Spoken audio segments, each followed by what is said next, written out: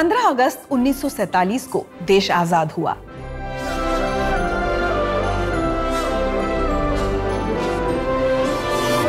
लेकिन सैकड़ों राजे रजवाड़े, रियासतें, महाराज और नवाबों को अपनी अलग आजादी चाहिए थी।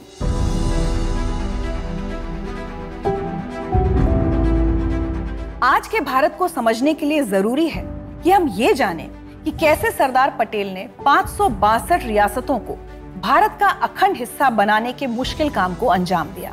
आइए एक्सप्लोर करते हैं।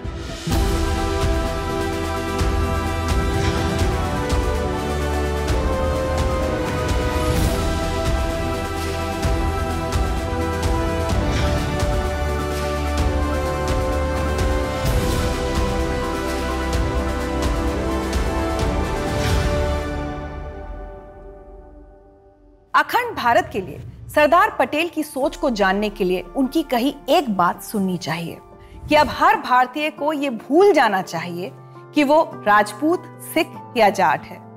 अब उसे यह याद रखना चाहिए कि वह केवल एक भारतीय है और भारत में उसे कुछ कर्तव्यों के साथ हर अधिकार हासिल है।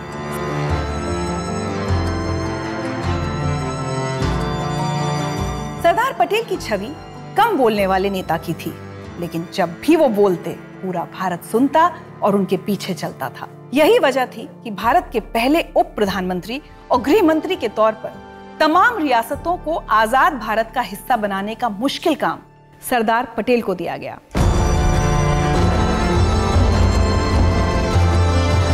सैकड़ों रियासतों को भारत में मिलाने के मुश्किल काम में सरदार पटेल को वीपी मेनन जैसा मंझा हुआ शख्स मिला।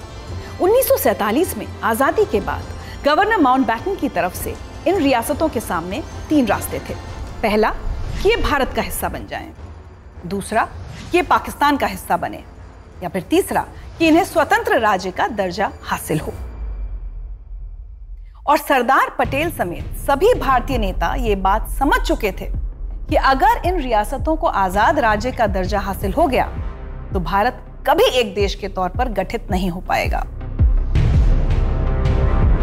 सरदार पटेल ने एक लीगल डॉक्यूमेंट तैयार किया जिसे इंस्ट्रूमेंट ऑफ एक्सेशन कहा गया, जिसमें तय हुआ कि भारत के साथ आने पर रियासतों के राजाओं और नवाबों को काफी अधिकार और छूट मिलेगी। सरदार पटेल ने तभी प्रिवी पर्स की भी बात कही।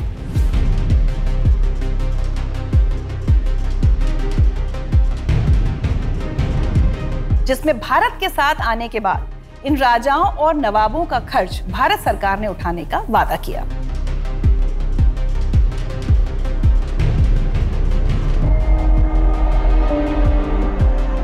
सरदार पटेल की लगातार कोशिशों के नतीजे आने शुरू हुए। ज्यादातर राजाओं ने भारत के साथ आना मंजूर किया। 15 अगस्त 1947 तक कुछ ही रियासतें बची थीं जिन्होंने भारत का हिस्सा बनने के लीगल डॉक्यूमेंट पर दस्तखत नहीं किए थे। जैसे मध्य भारत में मौजूद एक छोटी सी रियासत पिपलौदा मार्च 1948 तक भारत का हिस्सा नहीं बनी। इसी तरह भोपाल के नवाब हमीदुल्ला खान अपने साथ के कई नवाबों को समझाते रहे कि सभी नवाबों को भारत और पाकिस्तान से अलग आजाद देश बनाना चाहिए, जिसमें वर्तमान गुजरात, राजस्थान और मध्य प्रदेश शामिल थे। लेकिन बीकानेर के राजा सदल सिंह इस योजना से न सिर्फ अलग हुए बल्कि बाकी के राजाओं को भी उन्होंने भारत के साथ आने के फायदे बताए। और कोई हैरानी की बात नहीं कि बीकानेर भारत के साथ आने वाले पहले कुछ राज्यों में से एक था।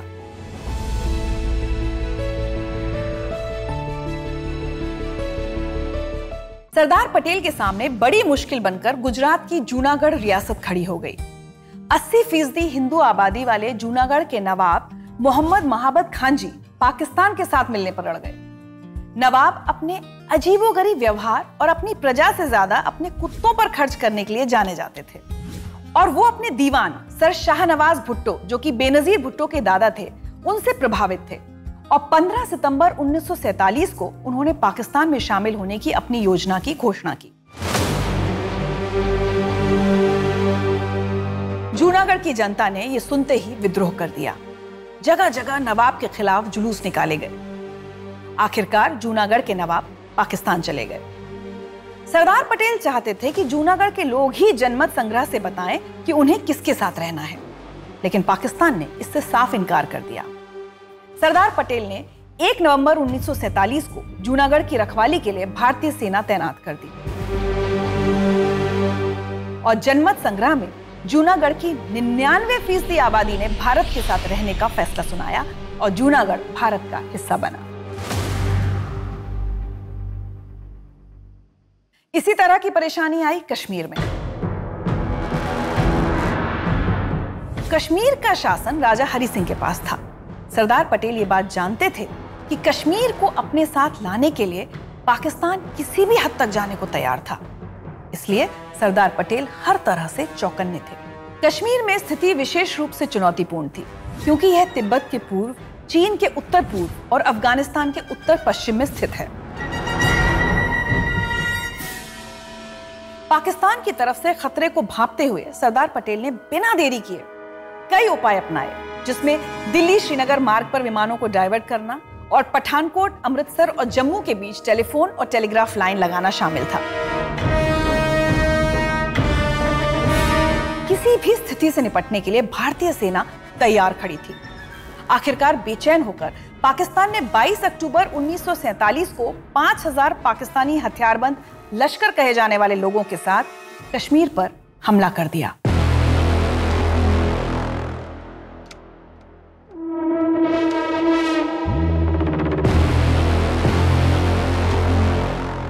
अक्टूबर को वीपी मेनन जम्मू पहुंचे और जम्मू कश्मीर भारत में शामिल करने के संबंधित दस्तावेज पर महाराजा हरि सिंह ने हस्ताक्षर कर दिए।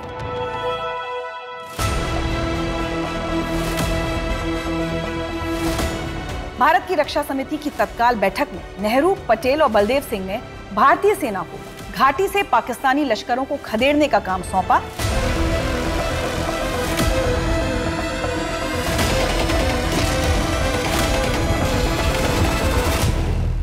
जिसको भारतीय सेना ने पूरा किया। उधर भारत की सबसे अमीर रियासत हैदराबाद के निजाम ने भारत के साथ आने से मना कर दिया। निजाम के पास अपनी फौज थी जिसे रजाकार कहा जाता था और रजाकारों ने हैदराबाद की हिंदू जनता के साथ मारकाट शुरू कर दी।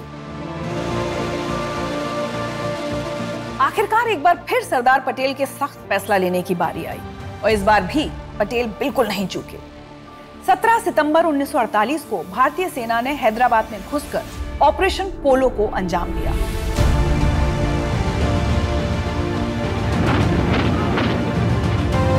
चार दिन के अंदर ही निजाम ने न सिर्फ आत्मसमर्पण कर दिया बल्कि वो भारत के साथ आने के लिए राजी भी हो गए। भारत के संविधान का आर्टिकल 1 कहता है कि इंडिया, जो कि भारत है, एक गणराज्य होगा। लेकिन आज अगर भारत एक गणराज्य है तो इसका श्रेय जाता है फौलादी इरादों वाले सरदार वल्लभ भाई पटेल और उनके सहयोगी वीपी मेनन को।